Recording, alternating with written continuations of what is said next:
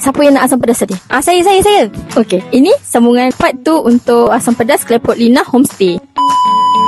Rupanya owner ni ada kedai asam pedas juga dekat bahagian depan homestay dia. Kedai dia besar, luas, berangin. Oh, maksudnya kan, so senang lah orang yang duduk situ tak payah susah cari kedai makan tengah hari. Betul. Kan biasa time kita check out kan pukul 12 kan biasanya. So tak payahlah susah cari kedai makan. Lepas check out terus je datang makan asam pedas sini. Yang sedapnya kat sini asam pedas ikan jenahak dia power gila sedap weh. Lepas makan mesti korang teringat-ringat. Betul. Air dia pun sedap-sedap. Ya, semua sedap-sedap. Tapi jangan lupa, sebenarnya kita ada satu lagi homestay dia. Ada lagi? Ya, dia ada homestay lagi yang berkonsepkan rumah 3 bilik 2 bilik air. Oh, kira kalau kita nak buat family dia pun sesuai lah. Mana tu ada orang yang nak privacy sendiri kan? Betul. Dekat unit homestay ni ada disediakan 3 katil queen, ada TV, ada dapur, mesin basuh, iron board. Lepas tu korang boleh akses juga ke kolam renang.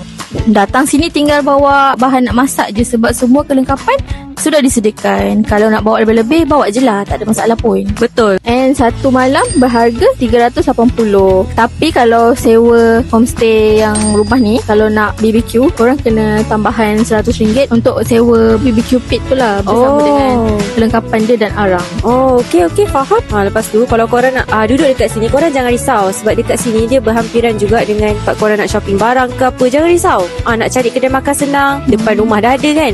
Nak beli barang dapur senang. Lagi-lagi kalau anak korang tu study kat UTHM, boleh je dekat situ. Oh, dekat ni? Ya. So korang yang mana tengah mencari homestay di area Batu Pahat, korang bolehlah datang ke Asam Pedas Klepot Lina Homestay. So lepas ni kita nak singgah mana pula?